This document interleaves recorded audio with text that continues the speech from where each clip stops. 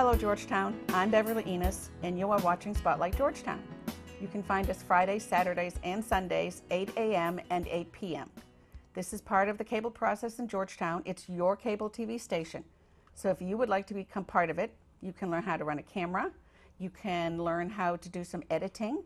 Some of the equipment can be borrowed so that you can take it and do some work with your nonprofit organizations or some of the games in town, or do something for your kids. So if you want to become part of this or be in the hot seat over here, please let me know and we'll make sure to make that happen. Now today we're going to be talking to Frank Clarkson, and he is the minister at the Universalist Unitarian Church in Haverhill. Welcome. Thanks, Beverly. It's great to be here. I'm glad that you would agree to do this. Now, your church has some Georgetown residents, correct? Yes, we do. That's one of the reasons that we tie this into Spotlight Georgetown. Now, where are you from? I'm originally from North Carolina. You may be able to hear that in my voice a little bit. But I've lived in New England for a little over 20 years. And my wife and I and our two children, one's off at college, but we live in Portsmouth, New Hampshire.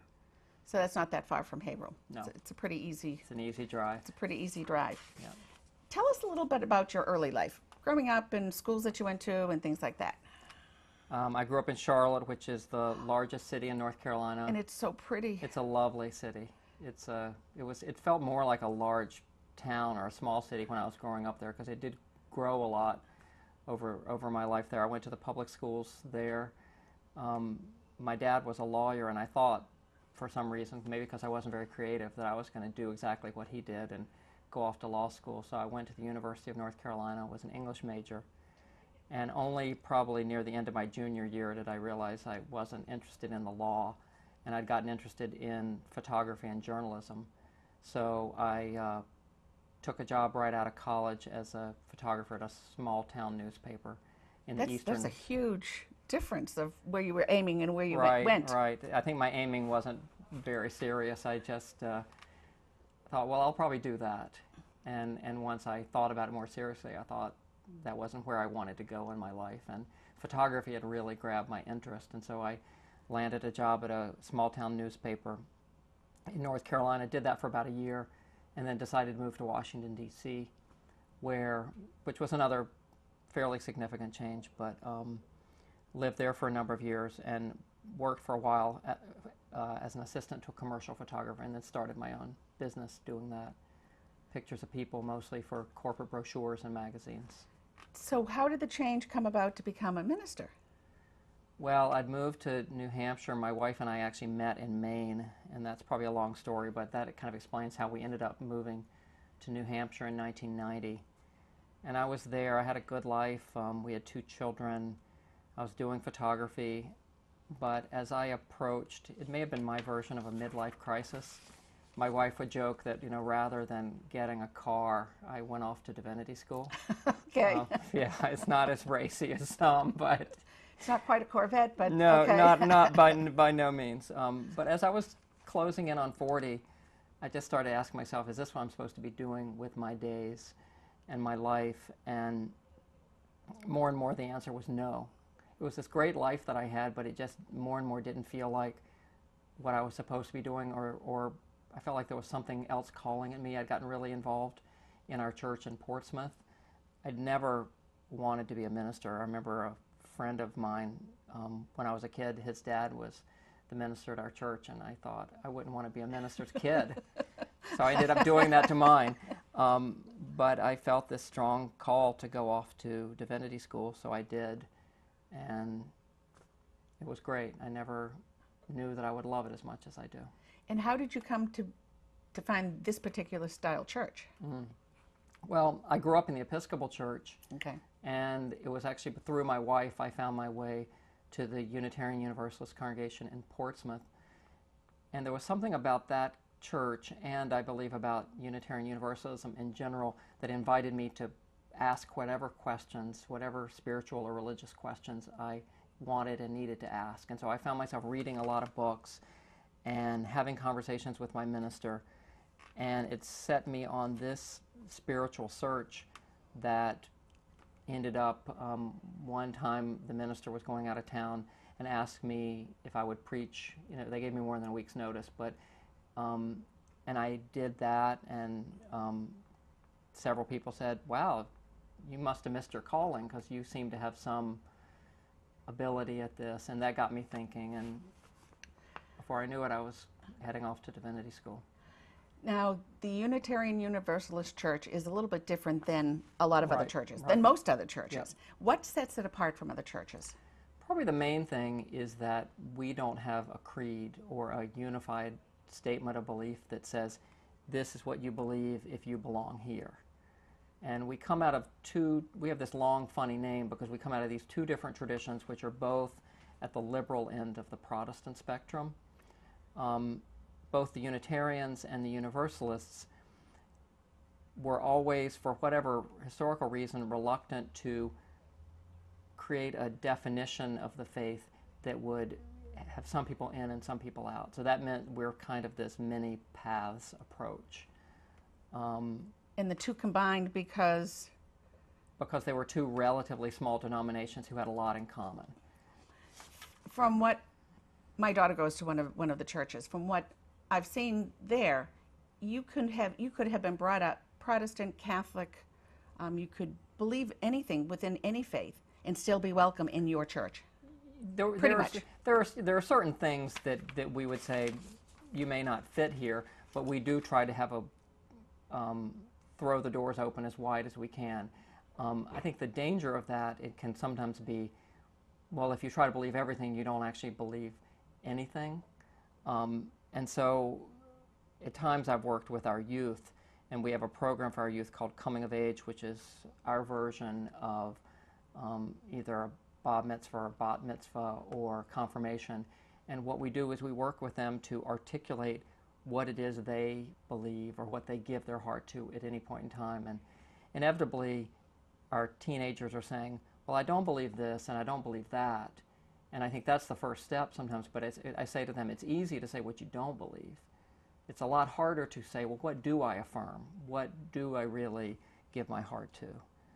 And I think But that they can don't be have to all affirm the same thing. Right. Okay. So they can be much more individual within your church. Right.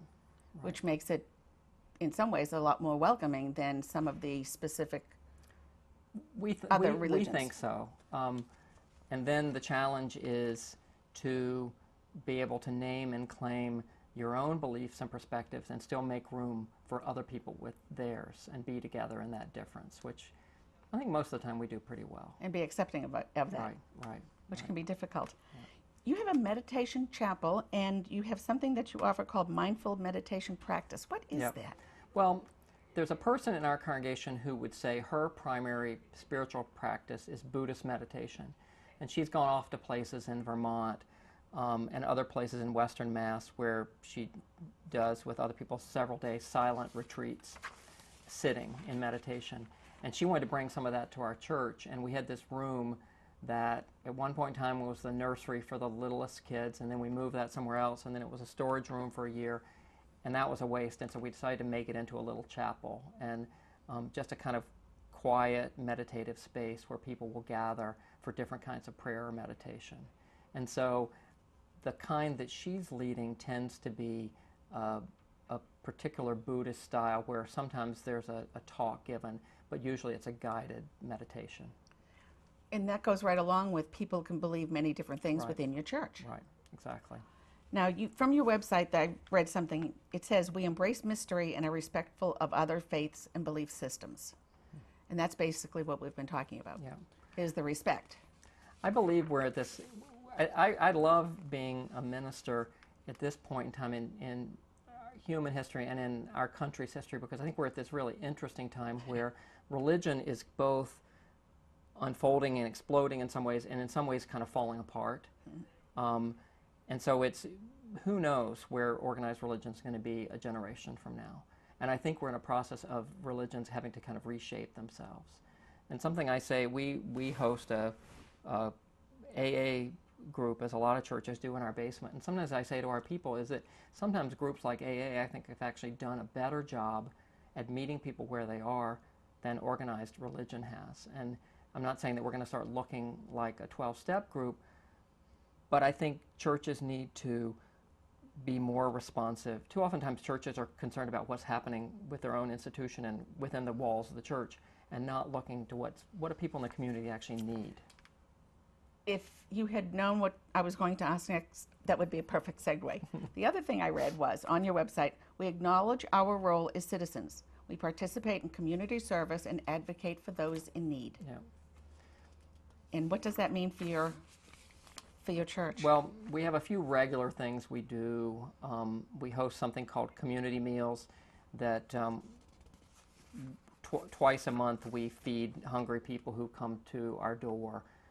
Church people prepare a meal on Saturday evenings, and then the alternate weeks the Baptist church across the street from us does it. So, and there's a whole bunch of, almost every day of the week you can get a hot meal somewhere in Haverhill. And so we participate in that. It's not just us. A lot of different churches and other community groups are doing that. And that's not restricted to just Haverhill residents? No, it's anybody who's hungry. And somebody in our church recently shared that they saw somebody at that meal that they thought was there more because he was hungry for companionship than for food. Yeah. So there's all kinds of hunger. We have individuals and groups within the church that are trying to advocate and educate and show up for causes that we believe in. A group of our people just went to a advocacy day at the State House a few weeks ago where they were lobbying members of the legislature about a few issues that they really cared about. We have a social justice committee that's looking for ways to help us get more involved in justice issues, both in the community and in the wider world.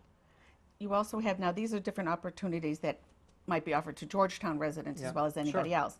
You also have something called the Open Hand Pantry. Yep. That's the thing that it happened before I ever got there, but I feel really pleased about it because it's actually operated by Catholic Charities. And they basically rent the space in our building, so we host it. It works well for us because we do make a little bit of income from it, but they run a food pantry that feeds people 2 days a week. But I love the fact that here we're at one end of the religious spectrum, and the Catholic Church is getting towards the other end in a lot of ways, but this is something we've come together to work with them on as partners. And so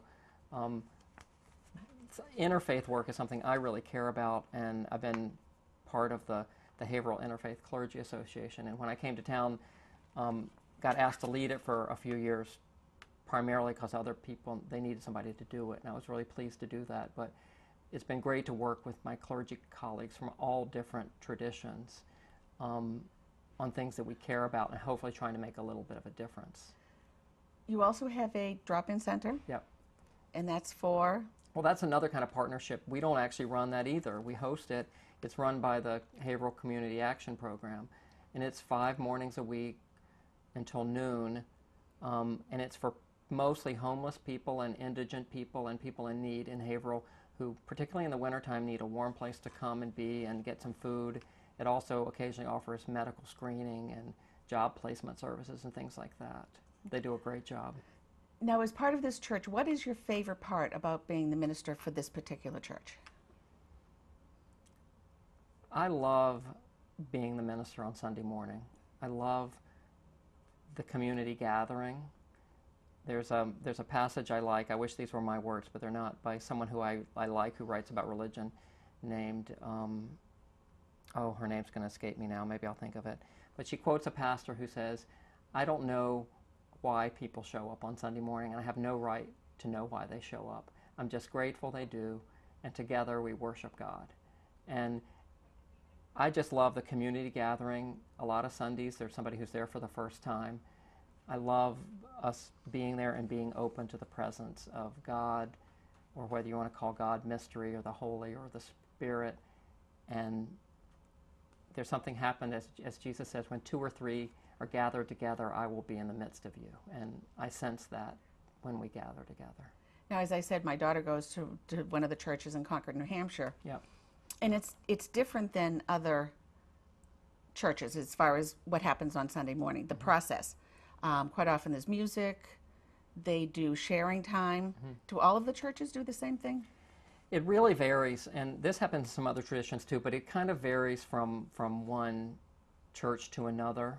Some of that is churches have their own culture, and so there may be things that happen over time. I would describe to people who hadn't been to our church before, our form of worship looks a lot like other Protestant forms, though we're a little looser in some ways. We do kind of combine, but you'll see hymn singing, and I preach a sermon. I'm usually the preacher, but sometimes there's somebody else. Occasionally will be a member of the congregation.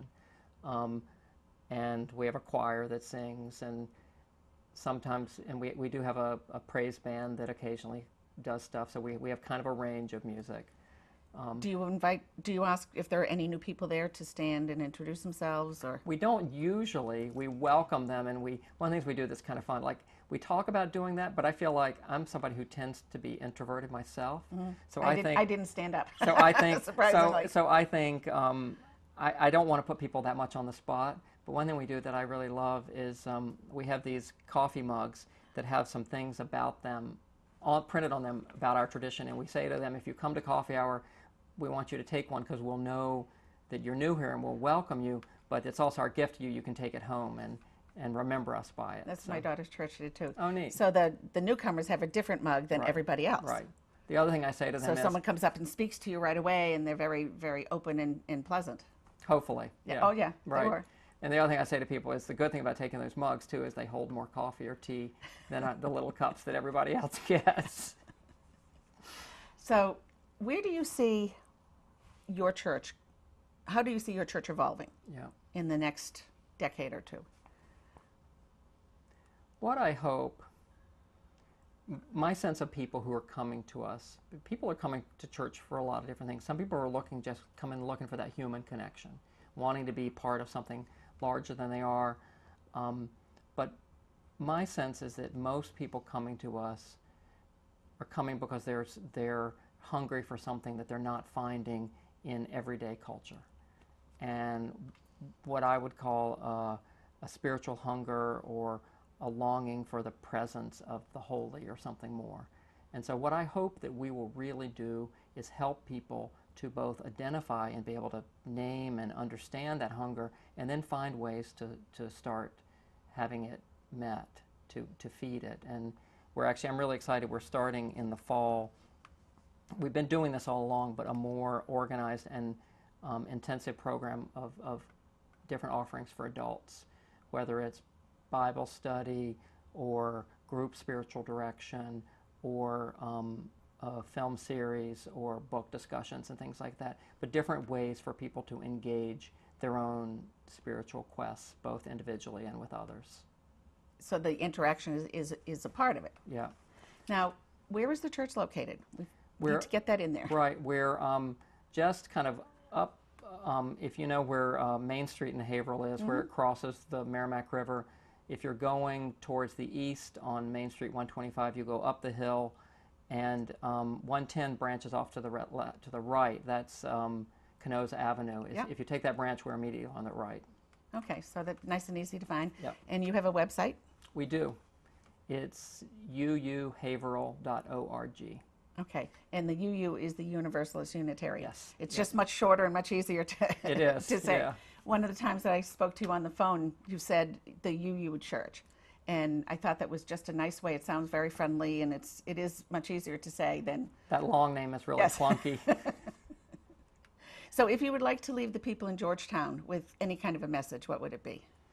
I would say I just wish for you, wherever you are in your life journey, happiness and peace and a way to travel that journey with other people. And if you'd like to be part of our community, or if you'd like to come check us out, we'd love to have you. There are people in Georgetown who come over to Haverhill and come to our congregation. But I'd love to meet with you and talk to you if you like that. I love meeting people and hearing about their lives and what they're looking for.